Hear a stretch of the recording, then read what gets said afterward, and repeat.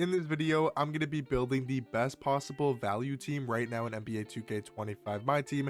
This whole team is going to consist of some of the best value cards in this entire game, with me also taking into a bit of strategy with actually building the lineups to make sure that there's a lot of offense, a lot of defense on each lineup, the starting line and the bench. And then we're also going to have the last 3 spots as well to give you guys just some of the best value cards in this game.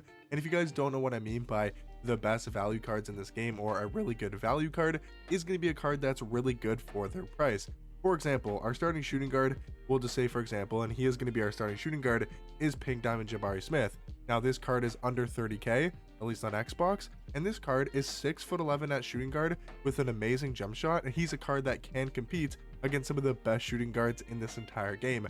I would consider that to be extremely good value because of how good of a card we're getting for a certain price, and this, in this example, being really low. Now there's going to be some expensive value cards on this list, like for example, our starting point guard is going to go for like 250k, and that's going to be Dark Matter Zachary Richashay. He's expensive, but he's also really good for his price. So there's going to be some cards like that. There's going to be some mid-tier cards, some lower tier budget cards that I do think are really good for their price tags as well. So this is the backcourt we're going with, and I mean, just take a look at the height in the backcourt we're going to have. That's what I think is so valuable to have with this value team, is you have a 6'10" point guard in Zachary Richashay, 6'10" wingspan, 6'10". His stats and his badges are really good. I like his jump shot. It's maybe not my favorite release in this game, but it's a perfectly fine jump shot on very quick timing. He's got good sigs. He's got Devin Booker dribble style. He's got tray escape. He's got Garland behind the back. I really like this card's movement for a 6'10" point guard. Yes, I understand he's expensive, but I do think if you're looking to get a top tier point guard and you want to spend like 200k, 250, I would go after Richashay. I think he's so good at the point guard position. Now, Jabari Smith, like I was talking about, he goes for like 30k or below, and this is a card that is 6'11" at the shooting guard position, 7'3" wingspan. He has good stats and badges across the board, nothing out of, craziness and 99 every single stat, but he's got decent stats for a pink diamond card. The jump shot is like one of the best jump shots I've used this entire year, and his sigs are really good too. He's got the Kawhi behind the back, the KD escape, the Devin Booker dribble style. His movement is actually really good. I mean, this card is easily a top 2 budget card in this game, because I think the only debatable budget card that is better than Jabari Smith is Pink Diamond Beasley, who's going to be our starting small forward, because these are the 2 best budget cards in this entire game. For any card 40k or below, it's between Michael Beasley, it's between Jabari Smith Jr. Both of these cards are amazing for their price and some of the best value cards in this entire game, because they are cards that go for 30k MT.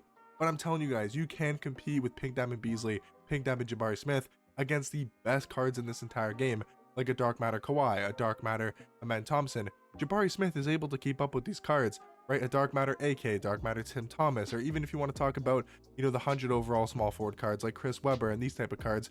Yes, Beasley's not as good as him, and Jabari's not as good as like a Kawhi, a Men Thompson, or like a Carmelo Anthony, or a KD, or a Dr. J Invincible card. Yes, these cards aren't as good, but they're a lot better value for their price. The thing with Beasley is his jump shot is still one of the best in this entire game. It's my maybe favorite jump shot in this entire game. He's also got the Darius Garland behind the back. He's got a good fade in the Cameron Thomas fade. He might not be a great defender, but we have Zachary Richashay. Jabari, he's going to be a good defensive card, and I'm building the starting lineup to try to have as much height as possible, because that's kind of the name of the game right now in my team, is you want to have as much height on the floor as possible, because with the out of position set dropping, there's a 7-foot Bogut at point guard, there's Jabari Smith and Marcus Aldridge, 2 6'11" shooting guards. There's that 7'2" small forward card that we might be putting on this team off the bench, and you can run such tall lineups in the game right now, so we're trying to make this team as tall as possible, with these great value cards. And that's why I think Myles Turner is maybe not the tallest power forward in this world, but he's going to give us the defense that we need, because we're kind of lacking that one like really good defensive card in the starting lineup. And I think Myles Turner, he's going to be that perfect card at the power forward position to give us the defense we need. He's 6'11" at power forward, 7'4" wingspan. The defense is going to be top tier, 98 block, 97 interior defense, 94 steal, 92 perimeter, really good Hall of Fame defensive badges. He's got a good jump shot. He's going to be like honestly our lock. Like, we can use this card as our main on-ball defender. We can use this card as our best defensive card, because we can put a Richashay on a 6'10" power forward, 6'11" power forward. We could even put Jabari Smith Jr. on a power forward card that isn't super strong, because These cards are 6'11", 6'10". They can guard power forwards. So Miles Turner, I mean, we're able to use him as our lockdown defender. If I'm running this lineup, I'm probably going to put Miles Turner on ball because he's got good perimeter. He's got good steal. I don't think he has Hall of Fame on-ball menace. You probably want to add that on gold, or maybe Hall of Fame if you have it, if you're going to do what I'm saying and put him on the ball. But he's got good agility. He's got good strength. His speed's not that slow. He can be an on-ball defender, and I think this starting lineup with Dikembe Mutombo at the starting center position is really good defensively. Dark Matter Dikembe, an absolute beast at the center position. He's easily one of the best centers in this entire game. He's 7'2" with a 7'7" wingspan. His defense is also going to be amazing. Every single Hall of Fame defensive badge. His stats are damn near perfect besides the steal, and his jump shot's also really good. They gave him a great jump shot. His release is super consistent, and this is one of the best value cards in this entire game because yes, I understand he's expensive. He's 500k plus now. He was like 350, 400 on Thursday night. So if you got him for that price, you got him for even better of a deal. But even if you're paying 500k plus for Dikembe, you're getting a top tier card in my team. And that's what I'm talking about with the best value cards in this game. Some are going to be cheap like Jabari Smith and Beasley and Miles Turner, but some are going to be really expensive like Dikembe. You know, it just really depends how much MT you're willing to spend on a specific card. But that's going to be, in my opinion, the best value starting lineup you guys can build right now in my team. Off the bench, I think Manu Ginobili is so good for his price. He's maybe not the best point guard in this game, but he's like 90k. I even saw him for 85,000 MT on Friday. He's really cheap for how good he is. He still has a really good jump shot. He's got Pro 2 fade. He's only 6'6" at point guard, which nowadays isn't that great of a height, but I think for his price tag is one of the best value point guards in this game. Backup shooting guard is a card that I absolutely love on the no money spent, and that is going to be Dark Matter Man Thompson.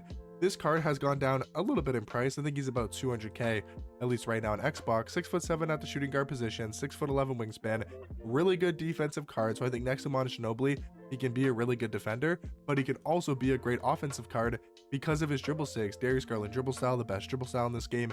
Steve Francis size up, which is the best size up in the game. One of the best escapes in the Kemba Walker escape. He's also got shade behind the back, Pro 2 fade. I mean, this card, stats and badges wise, is already really good, and he looks even better when you talk about the animation. So yes, he's expensive. Yes, he's 200k, but he's really good for that price. Backup small forward, like I was talking about, I hinted at a little bit earlier, is this Diamond Alexis card. I'm not even going to try to pronounce his last name, but I'm telling you guys, for like 5,000 MT, 3,000 MT, however much this card goes for, I'm telling you, I understand he's slow, but he is a 7'2" small forward with a 7'6" wingspan and a guard type of jump shot.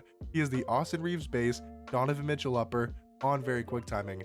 For 5,000 MT to have that good of a jump shot, I understand he's slow. I understand he might not be the best defensive card in this game, but if you have 99 speed and Man Thompson around him, if you have other cards in your lineup that can play around this card, I think he's really good for that price.